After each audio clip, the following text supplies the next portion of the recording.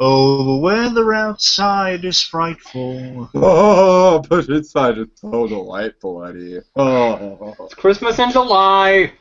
Let's review. Let's review. Let's review, Eddie. Ed. Ed. Eddie. Yeah. Bum. Bum. Season's greetings, fellow armchair Imagineers. Yes, it is that time. Once again, it's Christmas in July, and we're almost done, but not quite. Not quite. Because tonight, we're here to talk about the special that kind of kicked off all this madness. The Christmas in July themed episode of Ed, and Eddie entitled Ba La La La Ed. Yes, how you guys doing tonight? Reasonably well. Yeah, I just recently talked about Rugrats and Hanukkah, so yeah. Yeah, and for some reason you didn't have a problem doing this, but now you're all grouchy again. Is it because it's Christmas, Monkey? Maybe with this one the particular theme of this episode, it gets kind of really complex, I suppose, because if it's not technically a Christmas episode, then I can't be angry, and I don't know if I am, but oh my god. See what you're doing to me? See what you're doing to me? Oh my. And I already used up the insanity stuff in the last one. Yes, you did. It's the conundrum that keeps on giving. Okay, so, What are you, Adventure Blue Dude? what? I'm doing well. Okay. So this is a big one. This is pretty much the one that kind of kicked off the whole idea of Christmas in July to begin with. Blue Dragon, Oh, yeah. want to give us a little bit of background? More so personal background than anything about the production. Again, so pretty much taking out in the same boat if we would, be watching things around the 4th of July on Cartoon Network, and they used to have this thing with their Ed and Eddie episodes because they had particularly a Christmas in July episode. It was Right. the 25th episode of season 2, I believe. They were paired up, so it's kind of hard to be exactly, but I think it was the 25th. Oh, So it's only a 10-minute episode, but really funny premise, and I'm sure Christmas in July was a thing before this. But Was I don't know. I assume it's like a term, and they just got popularized with this special. okay, right. It's an assumption, mind you, because in my mind, this is always what I think started Christmas in July, the fad, because it's just a It's July! Yes, Monkey, you know it's July.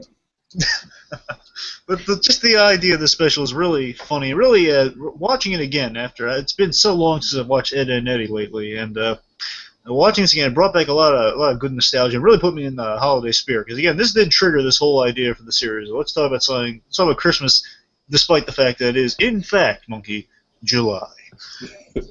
July.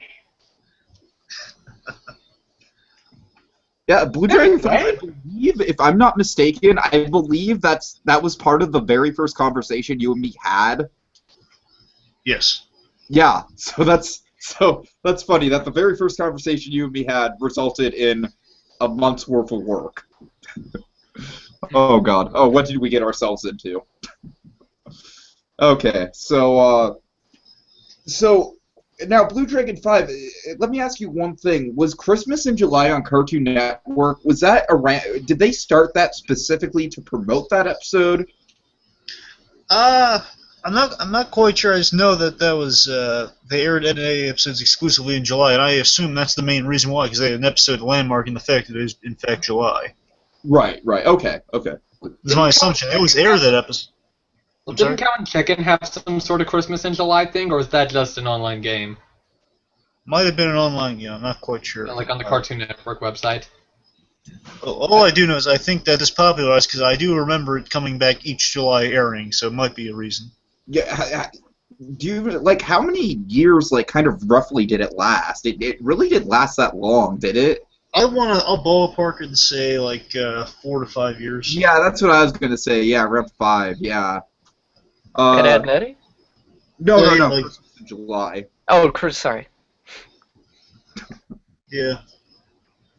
It's like we've really just barely skimmed the surface when it comes to Christmas specials, because let's see, we've done just a Cartoon Network Blue Dragon 5. What have we done? We've done Powerpuff Girls, Johnny Bravo. Johnny Bravo, see any others? Kind of drawing a blank. Yeah, I don't think we've done any others. American Dad and Family Guy are on Well- Adult Swim. No, that doesn't count. No. Yeah, I know. Well, But I'm not quite sure.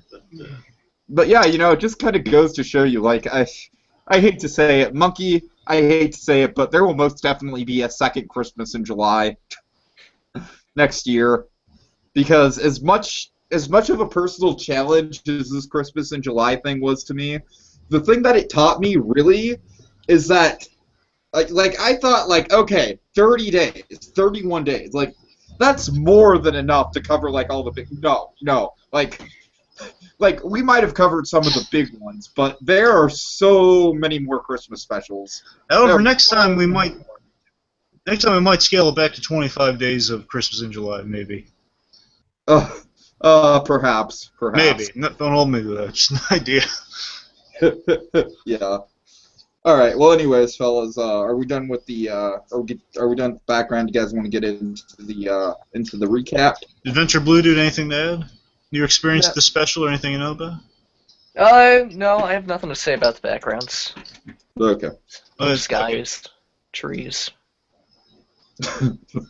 Bedpost. Yeah, bedposts, walls, usually. Beautiful. Talk about the iPods, characters, but that's what gives the iPod shuffle foreground. seat.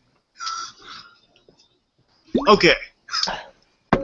All right. So we start the episode, and Eddie and Ed are rampaging through the upstairs part of Double D's house, and Double D is in a frenzy because, oh no, we're not. He's very anal. Upstairs, you guys. Honestly, I wouldn't be surprised if in similar situations if I'd act like Double D here. No, yeah, totally. I've totally been in situations like this where it's like, where the two people you're with are obviously bad influences and they're obviously getting you into something that you could get in trouble for. Yeah, but you'd think Double D's smart enough to know not to let those guys in his house, but then again, when you're thinking about, is there anything that's going to stop him? I feel like with Double D, it's almost kind of like an Eric Cartman situation with Eddie. It's like, why the hell is he still friends with him? Well, he gives him work. True, very true. All right. So, anyways. Eddie is Cartman. Yes. Yes. So Eddie and Double D go into Double D's parents' room. Very forbidden. And I love the detail that Double D has to cover his eyes when he goes in. Yeah. When I was a kid, at first I thought Double D was a girl, I gotta tell you. So did I. I might have thought of that at some point, yes. And I like how they bring it up in the series a few times. Kind of makes sense, actually. Yeah. Rather. I never had that with Double D, but I don't want to like jog my memory right now, but there's certainly certain characters I definitely did experience that with. There is somewhat of a suggestive joke in here about Double D. Oh yeah. All right. So At anyway, this point in the episode or later. I mean, No, we'll wait. when we get to it. my very popular theory with Double D, what's Under the hat. It's his exposed brain. That's my theory, and I'm sticking to it. Exposed. No, brain. I assumed it was just bald. That would be good. It's so funny. When I was a kid, I didn't pick up on the fact that was a hat. I just thought it was his weird hairstyle. But no, I'm totally with you. Like until the show actually started making jokes about it, I was until like Ed saying, "I want to try on your hat." It's the Krabby Patty secret formula, that's what's up there. Oh, no, remember, we did one more. And it's whatever Bill Murray said in Lost in Translation. It's made up of grounded plankton. No, I'm kidding. That was a fake Krabby Patty formula. That was funny though. I can't read. Get out of here. I've been away from home longer than I thought. Oh god. Anyway, let's see. Also, I always love the gag with Double D in his house. He labels everything. He's that anal retentive. That's so funny. Yes. With sticky notes, and the parents keep sticky notes inside the room. Yeah, so Eddie and Ed are dressed up as double. That cracks me up. Just they're in the bed, chastising as the parents. My mother's bed is becoming infected with thousands of dead skin cells as we speak. I also love when Double D's frantically running around the house. He's going pant, pant, pant, pant. I don't know if I caught that. That's fun. So is Eddie in the twirling on the mirror yet? Oh yeah, well, Eddie just jumped out of the bed and he's like spinning on the mirror at some point. Ed's like going through the sticky note drawer. Which leads to perhaps my favorite moment in the entire series of Ed, Edd and Eddy. Is it the bubble wrap?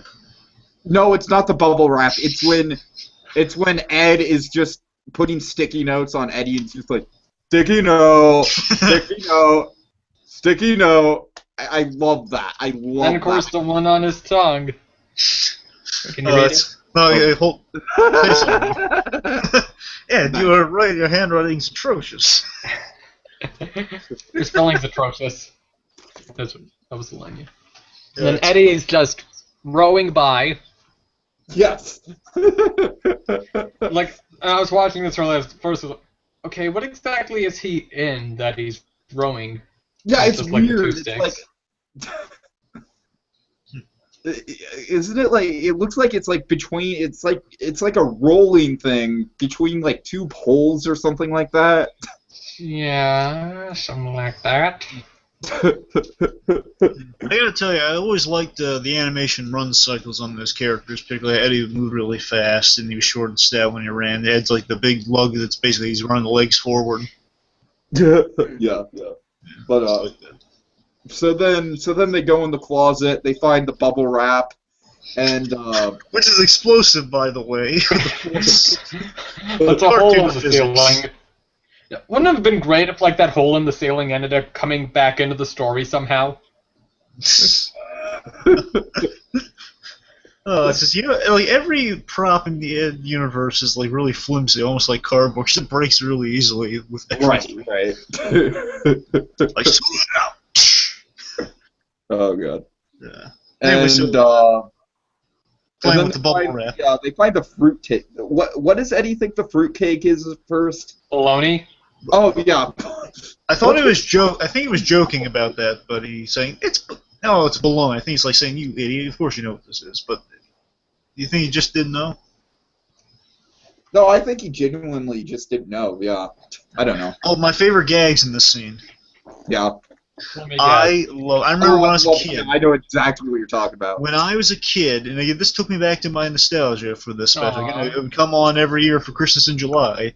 At least it used to. And when I watch it, I always laughed at this gag. I experienced that laugh today. Just watching it, just Double D is explaining. It's the fruit cake. It's like the big staple of Christmas.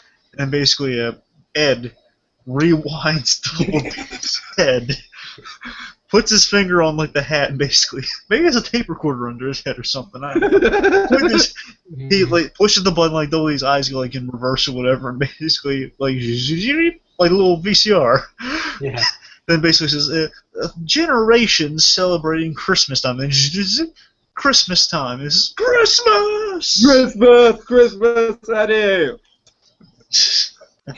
Not Christmas, Ed. It's July. It's July.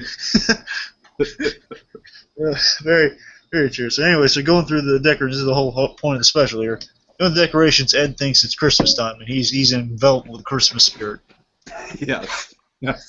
He basically convinces himself that he's an elf at this point. Oh yeah. And I love the gifts he lists off too. What he wants for Santa Claus, and I've listed them actually. Oh, cool. He wants a flying saucer. 4 egg rolls. 4. Chunky. Specific that is. A Chunky Puff quarterly subscription. and a tin of Band-Aids. Doesn't he also ask for a sack of toenail clippings? I think so. I didn't write them all down, but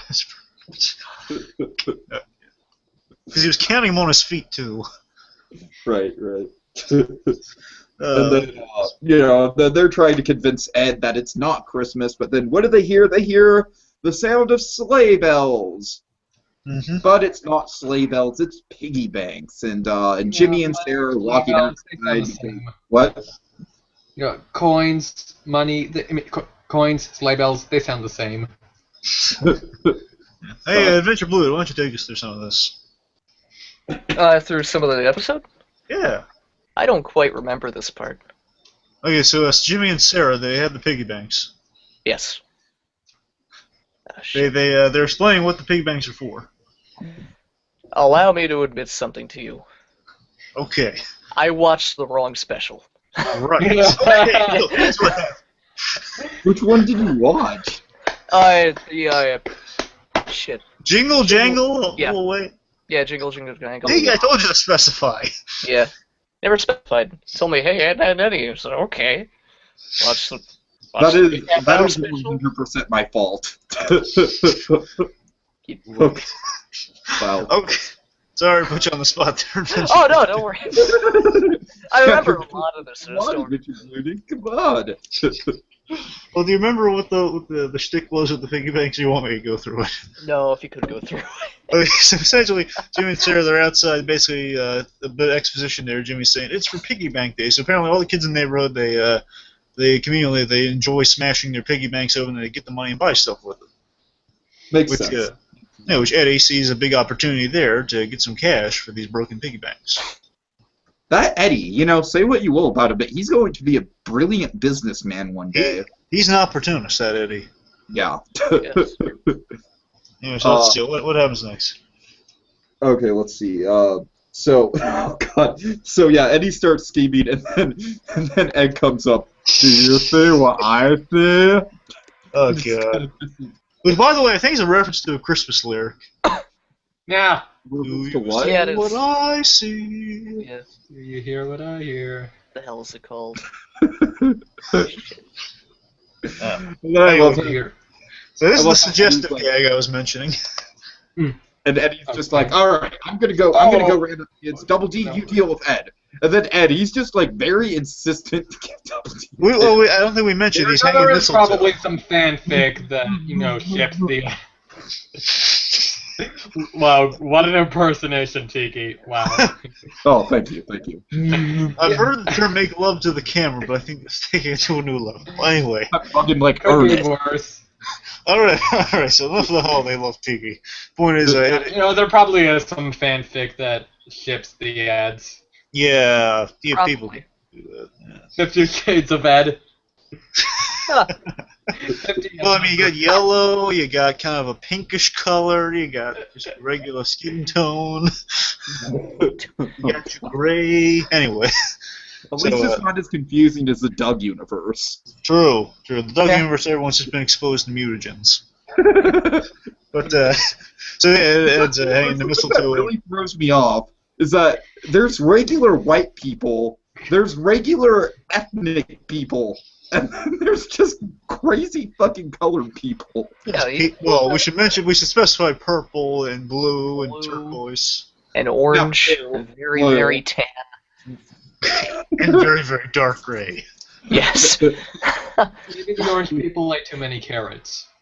I guess so. That explains it. But anyways, also I should mention just something to bring up really kind of just not politically, but it's kind of granting me. It's funny that back then I don't think any of us would figure on any implications there, but just kind of it's like I think it was a more innocent age of cartoons.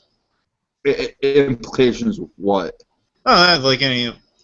Like nowadays, kind of, if you show this to a modern day audience, they might make jokes such as, oh, well, there might be something going on there. Oh, you mean with Ed and the mistletoe? Exactly. I'm saying that's just kind of the world we live in today. But back then, you didn't think much. He's just an idiot who has mistletoe, and he's getting too into the holiday spirit. I'm just saying, just kind of a little bit innocent and cynical After now. Paranorman, everything changed. Yeah. Like, I seriously wonder if they're gonna pull any sort of gay jokes in the Box Trolls.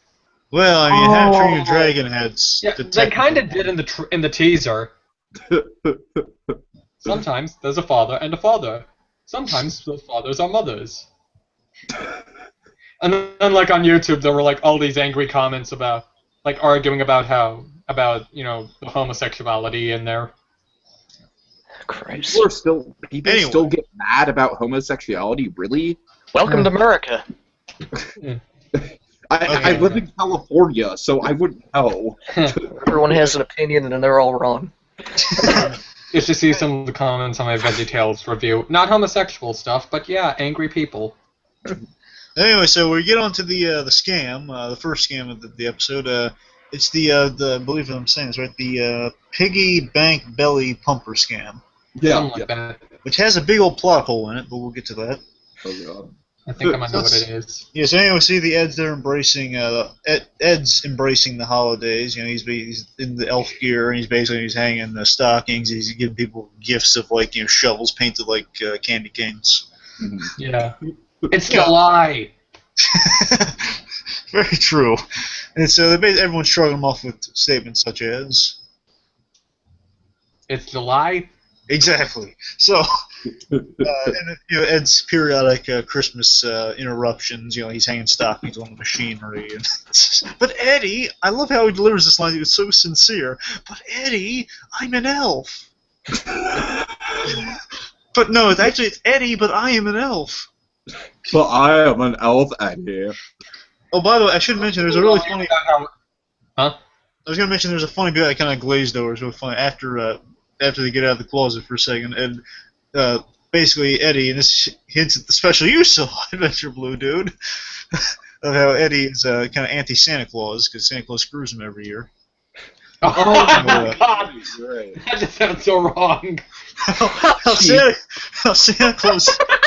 Oh, come on, monkey. Oh, God. Oh, God. Fine, let me rephrase it. How Santa Claus screws over Eddie every year.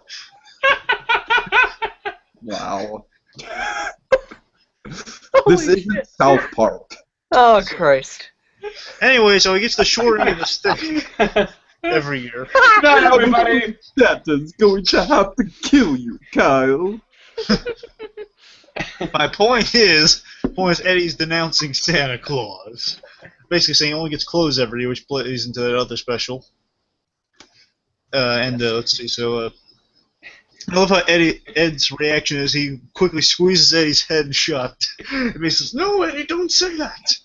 He's making it listen, he's checking it twice." Which is going to play into his arc later. Well, not his arc, but more so just Ed's holiday spirit later on. Mhm. Anyway, so now we're point. And so take us through the scam, Tiggy. How's the scam work? What's the whole shtick behind it? Okay, so basically it's this giant pig. It looks You gotta really give- crappy. It's just it's basically just made up of scraps. You got to give Double D props. He works with no budget. He does well with that. True, very true. But you know what this reminded me of? It reminded me of the Sneetches. Yes. Yeah. Like something that's like way overcomplicated. Like I love that part of the Sneetches animated thing where they're going through. It's so fun. We should review Seuss sometime. But anyway. We will. Anyway, so something to mention about this scam. Yeah. So essentially, Jimmy, being the pansy that he is, says that, oh, I don't want to smash the little piggy, which, I mean, there's an easy solution to that. There's a little cork on the bottom of it. You take that out. What if it's the kind that doesn't have a cork? Well, then you hang it upside down. Yeah, Jingle it yeah. around. It might take a little extra work, but you know. So you want to you want to cry over not breaking the pig, you want to cry about it, then turn it upside down, you lazy sack. And unless the pig is voiced by John Ratzenberger, I'm sorry, I have no sympathy for it. Apparently, it's like a neighborhood tradition. You smash the pigs. Anyway, so apparently, because Jimmy's faint of heart, who freaking who? The Eds come by and they offer a service basically for those who don't want to smash their piggies personally. At least they want to see like a wondrous mechanical process. I must say, this doesn't really sound like a lucrative business suggestion. Exactly. Because it's like, who besides Jimmy is actually going to want this? Exactly. So you got there's two plot holes there. That's plot hole number one. And plot hole number two really is what the big flaw is. So, takes it in. And mind you, just the concept of this scam is basically says for a fee, and you get a discount if you're first up there, which he's the only one up there, so it's not good for them business-wise. So, you give us the piggy bank, and we'll deposit the cash out of this slot here. It goes in there, the cash comes out here, so you don't have to smash it yourself. Am I right? That's the concept of the scheme, right? Yeah. And Okay. and your Christmas stocking comes out here. Then he sees, Ed, what are you doing? But Eddie, I'm an elf. It's the lie. Yep. Then essentially, Ed, while he's on top of the piggy bank roof, he sees, again, Double D really went into detail. Had a little slot for the air hole right in the piggy bank, coin slot. And sees, oh no, this is wrong. He rips, again, Ed's super strong. He basically rips off half of Shame, Double D. Yep, he rips off half of the pig. Anyway, so on the inside is Double D about to smash the thing. He's a little, destroyed over the point he's about to smash it. Now everyone's horrified, and apparently this is a big act of heresy. But you know what, Jimmy? That's what you paid him for. To smash the pig. What are you mad? Why is so it's not machinery doing it. They did literally so you don't have to smash it, so we can smash it. Oh, I'm the pig belly. Like, pocketing Hunter. I someone, smashed it so you like don't that. have to. No, I was just wondering when Double D got in there, because he was driving it, and then suddenly the next thing we see him, he's in there. It's misdirection, Monkey. It's basically like they're distracted by the speckle Eddie's putting on, so he slips into a little slot, presumably. There's a little slot, like there's a little hole on this other side of the pig. Yeah. That's dirty. What? Basically, he goes into like a little open, like a door built on the other side of the pig, presumably, or something. Presumably. Yeah, presumably. Yeah, that perhaps. He doesn't ride the tail. Oh. So anyway, everyone's just. I mean, the only rationale. Literally like a bunch of middle schoolers this episode. Well, the characters are middle schoolers, right? True. When we're just cracking up. Height of maturity. Yeah. Anyway. Anyway, so let's see. Unless they were expecting the piggy bank to come out unscathed, which regardless wouldn't have worked. I don't know. The point is, that's a big flaw for me with this special. It's a great special, except for that flaw, in my opinion. Anyway, so let's see. So basically, Double D's been shamed, and he feels bad for it because it's Double D, the kind of guy he is. Good for him. So essentially, but again, my big flaw is that they paid for it to be smashed. It's a lie. It's like, what are you gonna do? Like, just synthetically get the coins out of the piggy bank without smashing it? Obviously. He's doing the job for you, you lazy braced guy. Jimmy is like a character, much like, oh god. What's the character we hate on As Told by Ginger? Brandon Higsby? Yes. He very much reminds me of that sort of character. Pretty much. Anyway, so let's see. Basically, when Double D returns the pig, it's kind of like he returns the pig. He's very sorrowfully. I love how he's just crying in Ed's arms. Basically, oh, I'm so sorry. I love how Double D is genuinely hurt by this. It was a morally wrong thing for him to do. I love that. And then they basically see Ed's like all happy in the center of the framing here of Kevin and Naz on the other sides of him. Basically, it's the gift. It's about giving, not receiving. And then Eddie says, Wait, Kevin was like, so that's why I'm gonna give Eddie a knuckle sandwich. Yeah. Well, I mean, I think at some point Eddie's saying just usually, it's July, it's not Christmas. That's my line. I know. Actually, it's Do it. this episode's like, it's July. There you go. What is with you 30 days of Christmas specials? 31. Anyway, so what's going to save Eddie from being clobbered? Superman, of course. No. Of course, right, I meant Jesus. No. I can just see Jesus just suddenly appearing and saving Eddie. Jesus saves no one. Okay, well, to be fair, Rolf is about the closest thing we have to a Jesus on this show. He's a shepherd. Doesn't count. Shepherd. He's not a shepherd. He's Yeah. the son of a shepherd. He's not. He's not Linus. So what For some happens? reason, I could totally see Rolf dancing with a floating blanket, if you know what I mean. What? It'll make sense in a future podcast. A floating blanket. You're a good man, Charlie Brown. All right. Okay, take us through what happens. So Rolf happens on the scene. Rolf is doesn't he just get like all infatuated by the pig? Yeah, he loves the pig because he has a pig too, Wilfred, who attacks Johnny, rightfully so, because who doesn't want to attack Johnny? I defend Johnny. I actually like Johnny as a character. I don't like Johnny. Oh, you don't? What? I love Johnny. I like Plank, I don't like Johnny.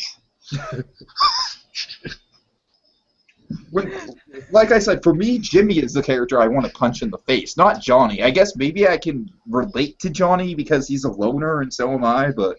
I mean, Jimmy tries to stay out of it, admittedly so. He's annoying, but at least he tries to stay out of it. Johnny's in everyone's face, and that guy's kind of deserving a little. Kevin's the real jerk, though.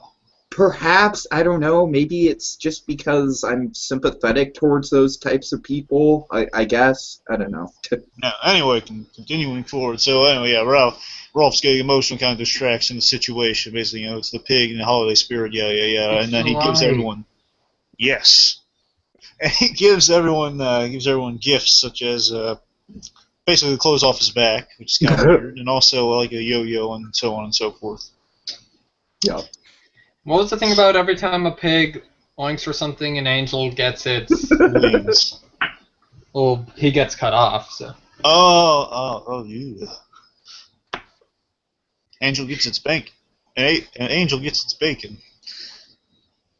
Oh, that's kind of dark. That doesn't really make a whole lot of sense when you think about it. That's very dark. It really is. Yeah, he's Like, correct. so basically, every time a pig squeals, another pig gets slaughtered and turned into Yes. bacon. So an angel. All can right, have- fine. I don't know what he was gonna say. This got dark so fast. Angel bacon. That's what they call it. So Okay, so- bacon's even a big thing up in heaven. Oh, yes. Yeah. There is no pig. There is no pig Jesus. Whoa, Blue Dragon 5. Whoa, come on. If there's a Show some respect. the Vietnamese Jesus, there's got to be a pig Jesus. I didn't say there wasn't a swine Jesus. I said there's no pig Jesus. Okay, fair enough. Anyway, so let's see. Anyway, so also this is a nice moment. I really like this moment where Jimmy gives Double D offers the. I give do him the like pig. that moment, yeah. It's a nice moment. Basically, essentially, and look how Double D. First of all, he's like he finally just his heart's warmed by the fact that Jimmy's forgiven him. But then he says, "No, I can't take it." He says, "Please take it." Then interrupted, of course, by he was about to get it too by Eddie. He's like, give it to me. Sarah calls him Such a a douchebag. He's like, I'll take it. It's like, wow, way to be transparently greedy, Eddie. Of course, that's his whole character. Yeah, Yeah. this is the point of him. Yeah. And Sarah calls him a Scrooge. True. Can we agree he's a Scrooge? I mean, the only problem I have very with well. that is he doesn't really have an arc. He does have an arc, technically. See, what he does is he gets into, well, for the wrong reasons, he gets into the Christmas tree. Because remember, at first he says, he doesn't, he keeps saying the line. It's monkey. the line. He keeps saying that, and then by the end he's embracing the Christmas, so he's somewhat of a Scrooge. Yeah, very true, very true. Also, kind of the rest of the cul-de-sac is somewhat of a Scrooge. So they also get into the Christmas tree after Rolf and the Christmas caroling and so forth. Yeah. I'm trying to remember, like, there's something Kevin says as he runs off, I think. I'm trying to remember what it was. I feel like there was... And why was there a significance to it?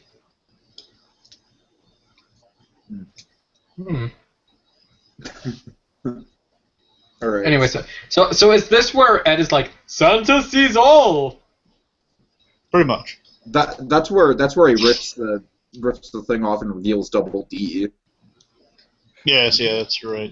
But anyway, so let's see. So essentially, the Christmas spirit has infected all, and Then this scam is really clever. I always liked this scam because it's something that stuck out to me about the specials. This is the one time they were so. This is probably the closest they ever were to Jawbreakers, legitimately. That's true. Literally, I mean, even the Slovaks Jawbreakers thing was. I mean, there was more pursuit tale, but here, I mean, literally, they earned it and then they lost it. Right. This anyway. Christmas, they have this Christmas caroling scam. With Ed Standroff being the snow. That. Similar. There's a Christmas strip there. Dandruff being snow. We got that Mary Let me Madigan. just say, like, one of my best friends kind of has a little bit of a dandruff problem, so I can personally relate to how disgusting that scene is. Yeah, so we got that. Just let's go over quickly some of our Christmas formulas we got here so far, so we're not losing focus. So we got character embracing the Christmas spirit. We got our Scrooge. We got the community Christmas spirit coming together. Oh yes. We got a Christmas. Would you count celebrating Christmas at a time that isn't Christmas a Christmas formula? For the purposes of this entire month, I would say yes. Okay. Right. Also, you have kind of the let me see. I guess kind of the making bygones be bygones, someone because Kevin doesn't beat up Eddie. Sure. Kind of that. I'm trying to think if there's anything else. You get your Tiny Tim somewhat with Jimmy. Oh God. I can just totally picture Jimmy saying, "God bless us, everyone." I can imagine a bowling ball falling on him. It's happened before. That's like the third time I've applauded this episode. Anyways, let's see. So they earn their Jawbreakers by the same Christmas carols. Yeah, well, if like pay or will keep singing. Yes. Oh yeah. If I'm gonna be a bit OCD here, like give us your cash, and it's just coins. Yeah, and also it's And kind bacon. of funny. I love the bacon game. It's so funny, and I love how they realize it, but Ed's still singing because he's so into the holiday spirit. So give us some. Santa would be proud of you, Ed. That was a nice moment. I really love that moment. I love the concept that they're essentially blackmailing people. Well, not blackmailing people. No, I guess that's not the right word, but they're just. They're extorting people. Yeah. I'm sorry. It's just fuck it. Like if we can't get them to give us money, we'll threaten them. We'll bombard them with terrible singing. I guess again they're legitimately earning this money for a change instead of scamming people. Right. They're singing again. It's a brilliant scheme actually. It really is. Yeah. No, I love just something I've always loved in Ed, and Eddie. I like kind of the genuine moments, not the far and few between. I love the genuine moments of Double D being the moral center and Ed being kind of that innocence, and those two interacting off of each other. Basically, Ed he's so happy about the holidays, he's done something really nice, and Ed and Double D commending him. Commending him, I said, Ed, Santa would be proud. Now, like basically someone who knows that this is completely ridiculous. So if you want to fit on kind of a Christmas trope here, it's a stretch. It would be kind of like the harkening back, I guess, like kind of the bishop's wife, where they have like the anti-religious person talking to the religious person about the holidays, somewhat. True. Yeah. It's a stretch, but bear in mind the point is like the cynic talking to the non-cynic, the scientist versus kind of the person that's going off their gut on this one. Mm. And basically, Double D's come around too. So Double D is I don't know if Double's really a Scrooge, but he got into the spirit pretty fast, though, so I don't know if he count them, maybe. No, I don't consider Double D Scrooge at all. Yeah. So anyways, Double D, he commends Ed on the thing, which is really nice, and we reward our heroes is a stretch, but our heroes somewhat, with the gift of Adventure Blue Dude. Oh, God. Adventure Blue Dude. I'm sure this is something that people discuss over and over again on Ed, and Eddie, but it's like, I love how just, like, how oversized the Jawbreakers are. You remember the ending to Adventure Blue Dude? I assume they get Jawbreakers. And then? And then they probably lose said Jawbreakers. You're correct about that. Yes, I'm sir. not sure how. Okay, Like, Monkey, you know, take us. I know the So- formula of every Ed and Eddie episode. Hey, Monkey, take us. So- What happens after our heroes are bestowed with the Christmas gift in a red Santa sack of So drawbreakers? Eddie was talking to W. He looks over, sees the sack's gone, and then he realizes that Ed is handing them out to everybody. Oh, yes. What would you like for Christmas, little boy? Oh, my jawbreakers! What would you like for I Christmas? do kind of, Jawbreaker. I do kind of sympathize with Eddie here in his anger. Like, yeah, he paid for those. Yes, I know. It's like they were so close. It's like the Three Stooges meets Kenan and Kel. That's a beautiful way to put it. They finally got some success, and one of them screws it up. Oh, yeah. Oh, yeah. It's like they legitimately earned it for once. Like there were a few times in the series where they got so close, legitimately, to Jawbreakers, and then they got stripped away from. Like there's that. There's the whole that they're giving the Jawbreakers away for free during the whole typhoon of chickens. Do we There's- never see them actually consuming jawbreakers? I think Briefly the once. pilot. Once. Yes, Yeah. briefly once. I mean, there was the thing is they had Jawbreakers for a moment, and then they got knocked out of their mouths as they were like hit by a tire. Then I remember the episode where Kevin's dad had the jawbreaker factories. and he had Yes. to lodge at them. Oh yeah. Again, just that and the Slovak strawberry is probably the closest they ever got along with this to having Jawbreakers. You've got to imagine that. I don't know, does anyone know if jawbreakers are like a copyrighted thing? If they're like I don't owned by a specific Doubt it. company? I don't know. I don't think It's so. just a candy type. Okay. I mean, well, I always kind of like the Ed and Eddie's design of the jar. It's just so impractical. Yeah. well, either way, you've got to imagine that the sale of jawbreakers went through the roof after Ed, Ed and Eddie. Yeah. I know would think so. I bought my Yeah. fair share of them after Ed, Ed and Eddie. To be honest, if it were me, I mean, I don't know what most jawbreakers look like, but I assume I think I've seen some jawbreakers that are white with like specks of stuff on them, and that's Yeah, pretty they're much just the like Eddie. gigantic gumballs, but not gum. Yeah. Like sometimes they're multicolored, but I'm saying at least there has to be at least one that's like white with like a bunch of dots on it, which is pretty Oh, much there the are. Eddie. But typically that's what I've seen, although maybe they just designed them after Ed and Eddie. But I would like that to be the case. 'Cause that'd be nice. yeah, like I don't like gobstoppers. Like I don't like the ones that aren't white. Yeah, the everlasting gobstoppers. No comments. Wow, I'm sorry. I'm a I'm sorry. reverse racist. Do we have a neo-political candy statement from Monkey? What? A neo-political candy statement from Monkey. I hate those damn white folks. Whoa. Whoa, whoa. Hey, are you judging the dark chocolate candies? Well, we do have a couple Indigo Americans here. Damn straight. Let's see. Word. Let's see. We have 2 Indigo Americans, a Jew, and so what's Tiki then? Gattaca. I'm Italian. Okay. Okay. That'll have to do for now. I'm pure Sicilian, my friend. I can get the mum on your ass. No, I I can't. know not to. What's the word? I know not to mess with you when death is on the line. Basically, just don't mess with my pizza and pasta and you'll be good, because I am the most stereotypical Italian ever, and that I love pizza and pasta. Get someone. Boopy, bobbity boopy. Get someone good on this. Get Clemenza. I mean, after all, we're not monsters. Oh, yeah. All right, so Leave the guns. Grab the cannolis. so that's basically it, right? Let's see. So basically, yeah, the Jawbreaker's giving away even to Jimmy, right in front of Eddie's eyes, and Eddie's like, he's very mad. He's running that funny run cycle, doubly like grasping onto Eddie. He's like, "Please, you're right on the soles of my shoes." And doesn't Ed take the last one? I don't know if he takes the last one. He's reaching in the bag looking for one. I don't think he grabs it. I think he Yeah, might. I- One more for the elf. But then he says, "Oh, I give away all the Jawbreakers. Merry Christmas," essentially.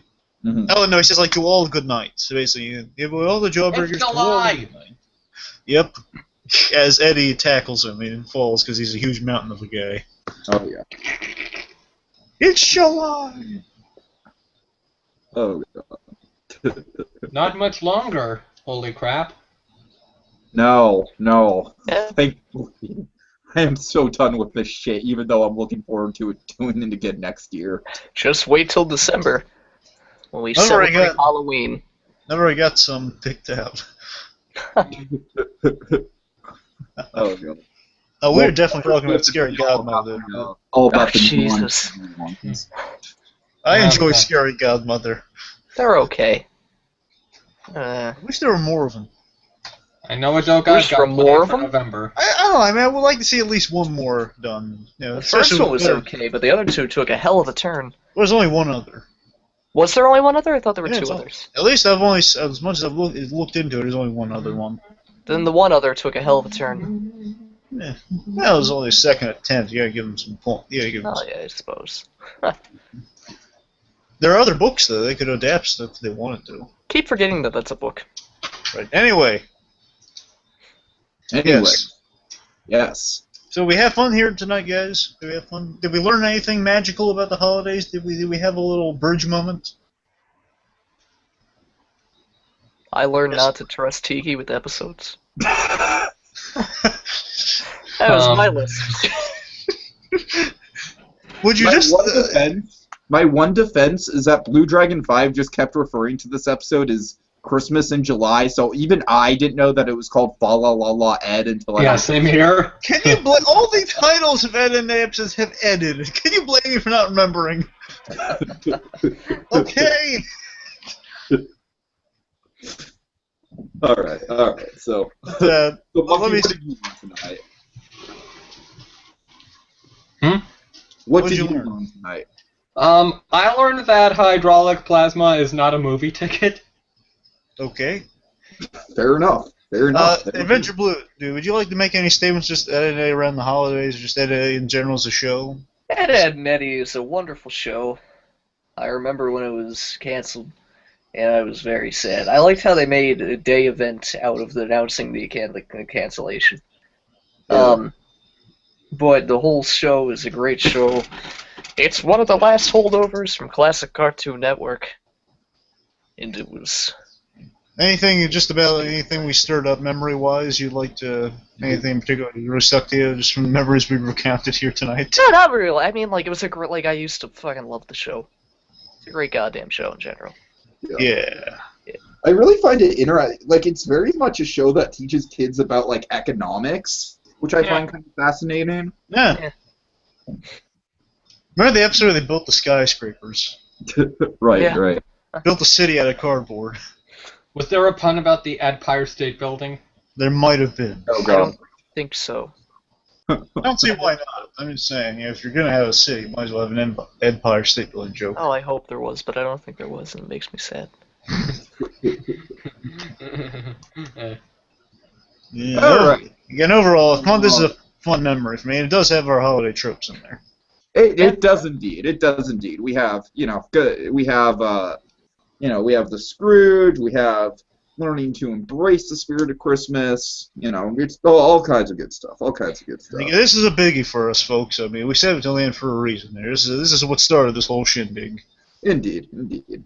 Just hope people never lose sight of one thing. It all started with an ad. Wow. Actually, no, it started with 3 Eds. Well, one had to be born before the other two. Yeah. Technically, if you go back far enough. What are the odds they were all born on the same day at the same second? Well, That'd Ed's be a a hell of a coincidence. premature birth. Which one? Oh, the tall one, Ed. Tall Ed did? Yeah, no, not the whole D, just Ed. Oh yeah, shit, I'm sorry. I messed up, it's 222. Oh my god, it's 222. That's just 2s across the board. But yes. Twice as confusing. All right, so we should probably wrap this up. Yeah. So usual shtick here on Christmas in July. We It's July! we kind of examined a lot of holiday formulas, including one that's particularly new. The idea of celebrating Christmas at a time where it's not actually Christmas. Isn't that right, Monkey? No comment. All right. And it's our goal here on Christmas in July to determine all the Christmas formulas, all the great holiday tropes and traditions that make a Christmas special what it is. And how do we intend to do that, Tiki? Well, I think at this point we've pretty much done it already, but we're putting the mistletoe underneath the microscope next time. Never would have guessed. Next time on Christmas in July. La la la la la la, Ed. Right.